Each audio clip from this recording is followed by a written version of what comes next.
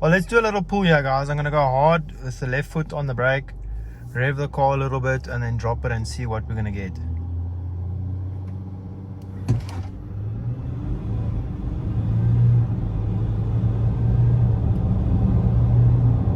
Come on. There we go. It's really a massive Bakkie, guys. It turns heads.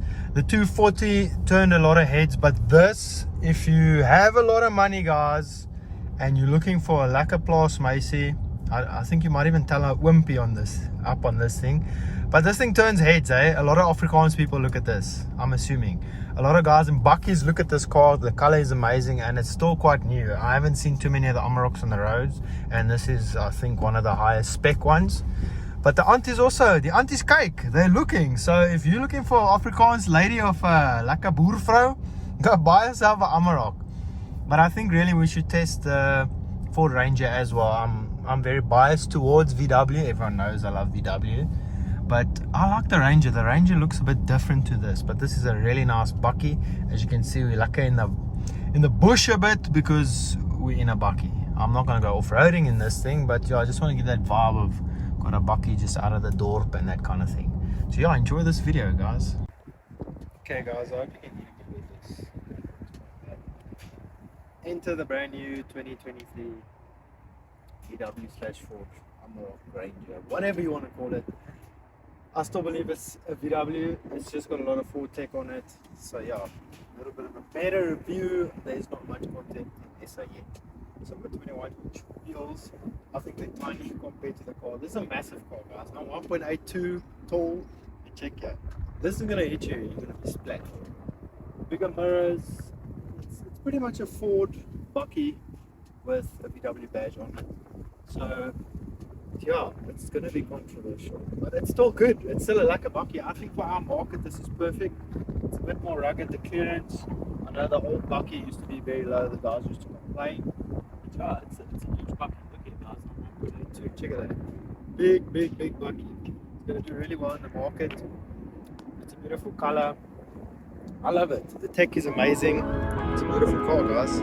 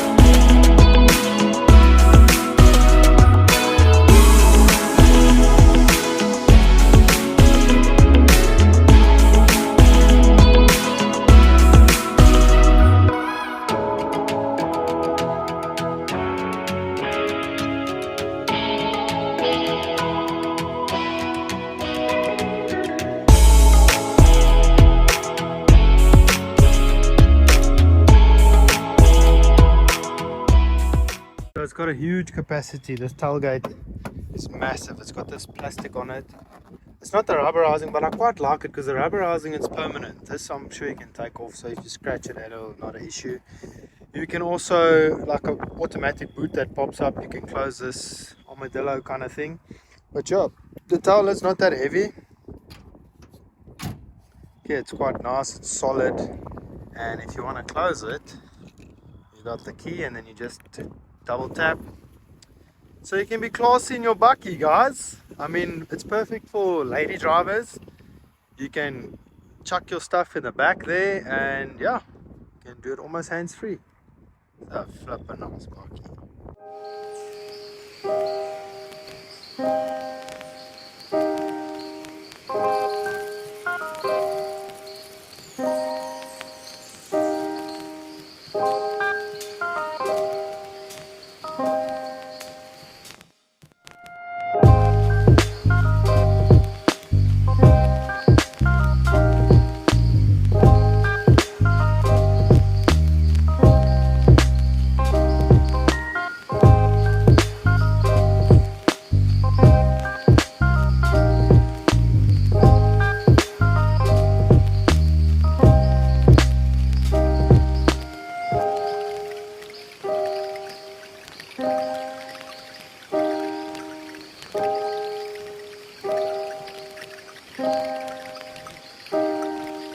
Start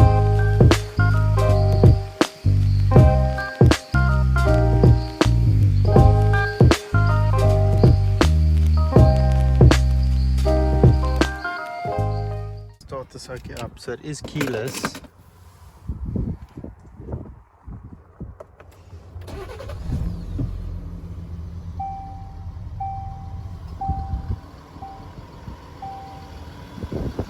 The things that I pick up that are different, this is a Bakkie, guys. The old Amarok was more like a Golf on steroids kind of thing, but this is definitely a Bakkie.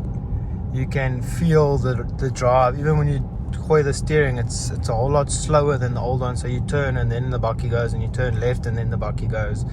It's not as direct, so it's a very Bakkie drive. If you understand, if you got a Bakkie, you know what I mean. The suspension is very floaty, it's very soft. So the old Amarok was a bit harder on the road, if I can put it that way. You can see that one's more VW. This, you can see, was a collab between Ford and VW. Not saying that Ford is bad, because a lot of people say, oh, I'm not going to buy the new Amarok because it's a Ford. The new Ford Bakkies are nice, guys. The only problem that I heard from the old Rangers with the gearbox and the turbos.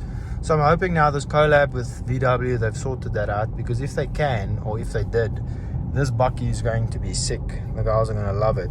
The interior is quite nice. We got on the screen you got the seat warmers. So usually on the older cars you got the buttons. So this is all touch. And I like the ruggedness. I must say, I like the ruggedness that they brought through from the Ford. And I'm a big die-hard VW fan, so for me to say that this new Bakkie is quite good, you must know. But you always get the critics out there. Connie Ford rainy. I don't drive Ford, it's cuck and this. But go do yourself a favor. Go test drive the Amarok. It's a nice Bakkie. It's a massive car, guys. I'll keep saying it. It's really, really, really big. Check out the back. There's mega lots of space. You can put adults there, not just toddlers like in the M240. Joe, let me know what you guys think. I love the cluster, I love the car, I love the look. It's beautiful. I would just like to put a Ranger next to the Amarok and see which one I would choose. I'm very biased, you guys know. Here, the kids can climb in the car. It's got the heated seats. There we go. Sit, Nana. Nice. We'll put the seat warmers on for you. There's your puppies. Let's go.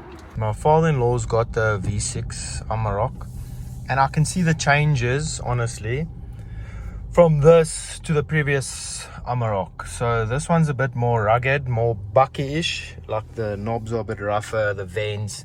This the windshield or vision, whatever. It's more plasticky, a lot more plastic. I like that this is darker, but it's a whole lot more plasticky, Bakkie kind of ish. Where the old Amarok, it's got some of that German finesse, the German style. So it depends what you want. I think this Bakkie in our market would do really, really well. I mean, it's got, this one's obviously the full house one with electric seats and all of that. So yeah. One of the biggest updates that I think that they've done is obviously the tech in this car. It's got the massive screen. I know it looks terrible, guys. I thought the same, but drive the Bakkie. It's actually very nice to have your maps there, your phone there, playing your songs. You can see what messages are coming through. You got the digital display here. So the old one didn't have this. It's a big tech upgrade. So yeah, it depends what you want, guys. I think this Bakkie in our market's going to do really, really well once the hate dies down. It's just difficult how you're going to choose between the Ranger and the Amarok, because it's pretty much the same Bakkie. It depends if you're that loyal to VW or not, because both Bakkies are really good looking cars. But yeah, we'll go through the car a bit better. I'll go through the buttons, the settings. And the other big thing here is there's 2 high, all 4 high and 4 low. The old Bakkie never had that at all. And I think that's one of the biggest things with the V6s. I've heard the guys, when they go onto the beach, that V6, the gearbox overheats. So I'm hoping that some of this Ford tech actually makes the Amarok perform better in the off-road scene. Okay, it's clear now. Let's try this lane assist, guys. I don't know if other Bakkies have it. Guys, let me know in the comments if other Bakkies have it. So we'll see. You'll see it'll pick up the lane. It should pick up the lane.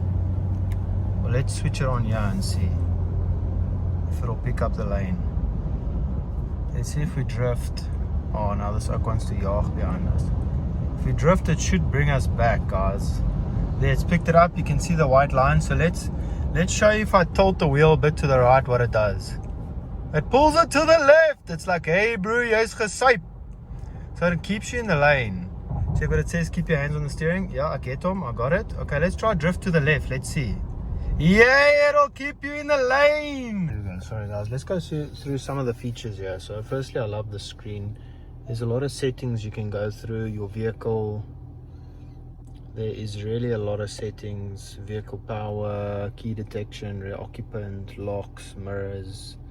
There's so much, like lighting. Let's have a look. Headlight delay, headlamp delay. Okay, well that's nice.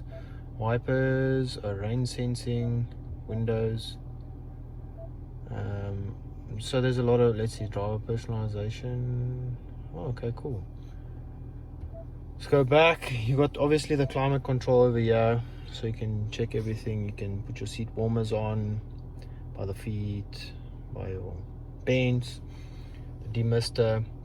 This one's obviously at the back, and this, I see this car as well as in the front, and the CarPlay as well. So this, what is this? This P. Okay, parking. So you got parking assists, all of that. Oh, that's just the settings. So parking, navigate to parking. Let's see, what is this? That's going to go to navigation. Okay, but there's also park assist, all of that, guys. Let's have a look here. Stop start, auto hold. I hate this stop start stuff. Switch it off. There's other settings, driver distance, cruise control, front assist, rear camera display. There is so much tech in this car, guys. And then, like I say, the manual is here, plus minus gears, the high, 2 high, 4 all, 4H for high, 4 low. It's got this traction off, hill, descent, and I think this is to disconnect the diff. Oh yeah, there we go, the rear diff. And let's have a look here. There's different modes here as well, guys. It's got the normal, eco. So eco, obviously tow, haul, slippery mud, deep snow, sand. I don't think the old Tiguan had all of that stuff, guys. This is all Ford tech, like I said, that's made this car better, which the other one didn't have. So let's go through some of these menus here. You've got the assist, off-road status. Let's go there. You can check your pitch and roll, obviously, as you're doing 4x4. Power distribution, you can see which wheels are getting what power. You can see the engine hours, the idle hours, oil life, all of that kind of stuff. Your towing status, what's happening with your tow, with your caravan behind you, which is awesome. Tire pressure, you can check all your tire pressures over there. Your oil life, and that settings, obviously all of that. You can set these gauges what you want. I wonder if you can set the colors. I don't want to fiddle with that too much because it's not my car. Got your navigation, your phone, and obviously your music. The audio is off because I'm currently recording. And then your trip with all your goodies. So there you can see trip 213 liters per 100. 11.5, that's pretty much average for V6. 3 liter V6. I know our Tourer gets about 9 or something, but it's got downpipe and software. I think if you put downpipe and software on the puppy, it'll be really nice. So let's switch off that lane assist. So obviously, I don't know what this is. What is this? I think this picks up the car in front of you and it keeps a safe following distance. Cruise control, all of those lacquer things. And yeah, it's got the wireless charging over here. It's got the, what is that? USB-C. It's got the USB, the 12 volt. All of these goodies. It's got a nice space there. Cubby hold there. And a cubby hold over there. So when wifey wants all the goodness. And this is like a leather, but it's also like a creamy, corky kind of, quite nice. And the door handle, I dig this. I was trying to figure out what that is. That's the door handle. So yeah, a lot of extra goodies, guys. Let me know what you think of this video. If you like these kinds of videos, please let me know. It's very difficult for me to get cars, especially with the owners let me drive the cars. But if it's something you guys are keen to, I know there's a lot of content about this. But this doesn't go into the specs of the engine, the kilowatts, this is like, if I had to buy this car, what am I going to sit with? Is it nice to drive? How do the kids get in and out the car? Can I load stuff in? Can my wife load stuff in this car? You maybe want to buy this car for your wife, or yeah, if you want to buy it for yourself, it's lacquer. And you also want to see how it drives. Is it worth the tech? Is it worth the 1.3 for the high spec versus the entry level one?